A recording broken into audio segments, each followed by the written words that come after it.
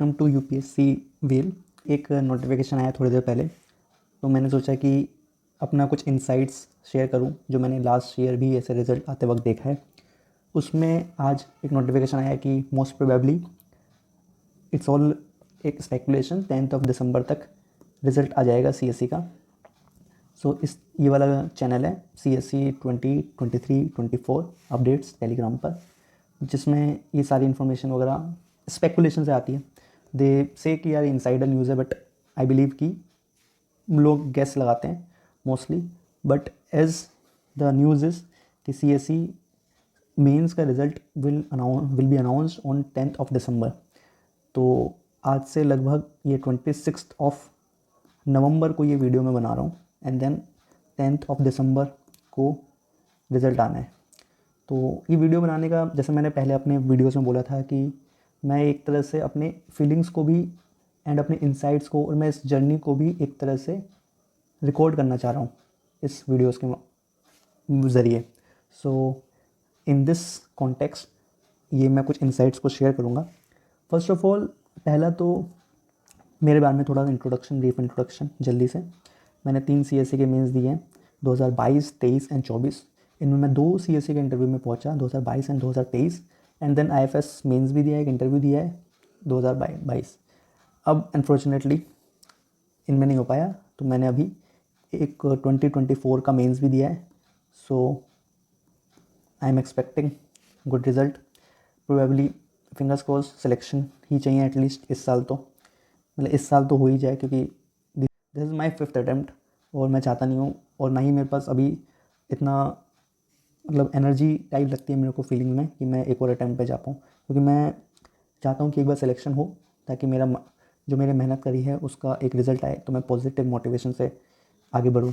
तो पहला क्वेश्चन कि what I am doing and utilizing this time till December. Actually इस प्रिपरेशन में मैंने एक चीज़ देखी है कि ये टाइम पीरियड में क्या होता है, जब आप मेंस देते हैं, मेंस होता है सितंबर में, तो ऑल्दो हम पॉजिटिव रहना चाहिए और पॉजिटिव रह के होप फॉर द बेस्ट होना चाहिए। लेकिन 2 साल मैंने ये फीलिंग से हुआ क्या कि मैं 2 साल ऐसे ही मैंने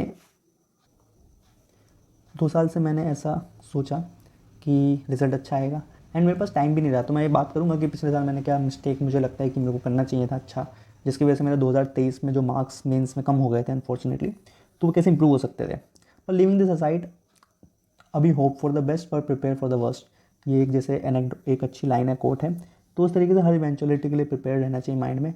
और हाँ, इंटरव्यू अगर कॉल आता है तो आई वुड ट्राई कि I would give my best in this interview 2024। और इनसाइट्स में मैं ये बताना चाहूँगा कि जो मैं अभी कर रहा हूँ, तो वो मैं अभी दिसंबर में मैंने क्या प्लान किया है कि दिसंबर 2024 इसमें मैं अपने कुछ नोट्स को मैंने ऑर्गेनाइज़ किया अक्टूबर नवंबर में। आप सोच रहे होगे इतने अटैम्प्ट हुए हैं लेकिन नोट्स ऑर्गेनाइज नहीं हो पाए, तो नोट्स में क्या है ना, स्कोप रहता है ये इंप्रूवमेंट का। और हाँ, मेरे कुछ नोट्स में मैं प्रिपेयर ढंग से नहीं कर पाया था 2024 के अटैम्प्ट, 2022 के अटैम्प्ट में, जिसमें फिर उसके बाद मैं साइकिल में फंसा रहा। 2023 के मेंस के बाद मैं थोड़ा ढंग से और नोट्स ऑर्गेनाइज़ कर पाया हर एक टॉपिक पे स्टार्टिंग से। तो हाँ, मैंने नोट्स ऑर्गेनाइज़ करे। दूसरा, मैं एक थोड़ा बैकअप प्लान में भी सोच रहा हूँ। बैकअप प्लान में तो मैंने बैकअप प्लान के लिए एक स्किल डेवलपमेंट का कोर्स भी ज्वाइन किया है। पर हाँ, इसके साथ में मैं मेंटरिंग भी कर रहा हूँ स्टूडेंट्स की, और कुछ एक लेक्चर भी लेता हूँ ना freelancing basis on A near by coaching. तो मैंने ये दोनों चीज़ें स्टार्ट करी है। मेरी जो कॉलिंग होगी उस अकॉर्डिंग आई विल डिसाइड कि फ्यूचर में क्या करना है। तो आई हैव थॉट कि मैं थोड़ा दिसंबर तक इस चीज़ को खींचूंगा, एंड देन डेट के according interview call, fingers cross, interview call के अकॉर्डिंग डिसाइड करूँगा कि आगे कैसे जाना है। अब what I did in last 2 years in this time, what should I have done, ये मैं इसलिए बताना चाह रहा हूँ कि मैं थोड़ा डॉक्यूमेंट करूँ कि किस तरीके से मैंने किया था, एंड आप भी सीख सको इससे कि क्या करना चाहिए। तो 2022 के टाइम में क्या हुआ था, सितंबर में मैं फ्री हुआ from giving my CSC mains.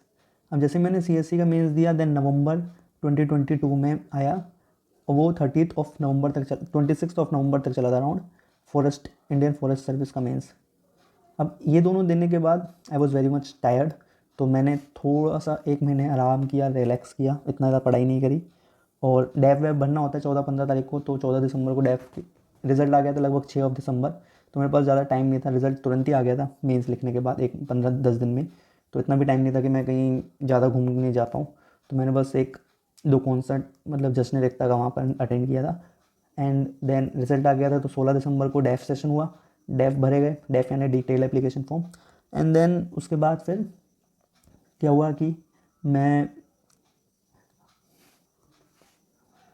सीधा इंटरव्यू वगैरह दे के, अप्रैल में मेरा CSC का इंटरव्यू था, 18 अप्रैल। एंड देन 16 जून मेरा फॉरेस्ट का इंटरव्यू था। तो मैंने फिर मेंस दे के ही मैं फ्री हुआ सितंबर में। दोनों में नहीं हुआ अनफॉर्चुनेटली, बस सितंबर 2023 में मैं फ्री हुआ जाके। अब 2023 में मैंने क्या किया, 2023 में मैंने जब मेंस दिया उसके बाद मेरे को एक चीज़ मिस्टेक समझ में आ गई कि भाई मेंस की प्रिपरेशन में मेरे को गलती क्या हुई, यहाँ पर मैं अपने मेंस के नोट्स प्रिपेयर नहीं कर पाया, क्योंकि उस साइकिल में मैं बिल्कुल बहुत बिजी था, कुछ ना कुछ चल ही रहा था, सिविल्स का, मेंस, इसका इंटरव्यू। देन मैंने सितंबर 2023 के बाद अक्टूबर में और नवंबर में नाबार्ड का एग्ज़ाम दिया था। खैर वो बैकअप प्लान की तरह ही देखा था, और उसमें भी मैं इंटरव्यू तक पहुंचा था, बट अनफॉर्चुनेटली लास्ट स्टेज में कुछ मार्क्स कम मिले इंटरव्यू में, इसलिए रह गया। और लिविंग दिस असाइड, हाँ इस टाइम पे मैंने थोड़ा न्यूज़पेपर रीडिंग अच्छे से करी थी और थोड़े नोट्स भी ऐसे देख लिए थे, बट इतना मैं ऑर्गेनाइज नहीं कर पाया था, विच आई थिंक ये चीज़ होनी चाहिए इस। और मैं ऑप्शनल भी पढ़ने की कोशिश करी थी, बट हाँ थोड़ा इसमें मैंने GS वगैरह पढ़ता रहा था, GS के टच में रहा था, तो ये चीज़ थोड़ी अच्छी करी थी। अब जिन्होंने मेंस दिया है उनको क्या करना चाहिए, जो अभी रिज़ल्ट आने वाला है। देखो मेरे को पता है कि डिस्कशन होगा, इसमें डिस्कशन के सब र्यूमर्स आएंगे, अननेसेसरी डिस्कशन होगा कि भाई रिजल्ट इस दिन आना है, 5 दिसंबर को आना है, 6 दिसंबर को आना है। देखो एक सिद्धांत है कि कर्मण्येवाधिकारस्ते माँ फलेषु कदाचन, तो इसको कहते हैं निष्काम कर्म। खैर कहना बहुत कठिन है, कहना आसान है लेकिन करना बहुत कठिन है, निष्काम कर्म।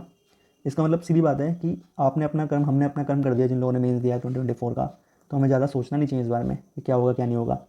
ऑब्वियसली रिजल्ट पॉजिटिव भी रह सकता है, रिजल्ट नेगेटिव भी रह सकता है, बट इस टाइम को हमें यूटिलाइज़ करना है। या तो अगर हम मेंस अगला देने का सोच रहे हैं तो ऑनेस्टली इसके बारे में अपना मेजर फ्लोज देखना है कि क्या सच में हमारा ऑप्शनल अच्छे से प्रिपेयर्ड है, क्या ऑप्शनल प्रिपेयर्ड है, क्या हमारा GS के नोट्स प्रिपेयर्ड है, या फिर GS की आंसर राइटिंग अच्छे से कर रही है, क्या हमें मेंस की प्रिपरेशन के हैक पता है, जो हमने मेंस के टाइम पे हमें लगा था ना कि भाई हमें इस चीज़ में इंप्रूवमेंट करना है, तो अभी से ही कर लो, यही टाइम है।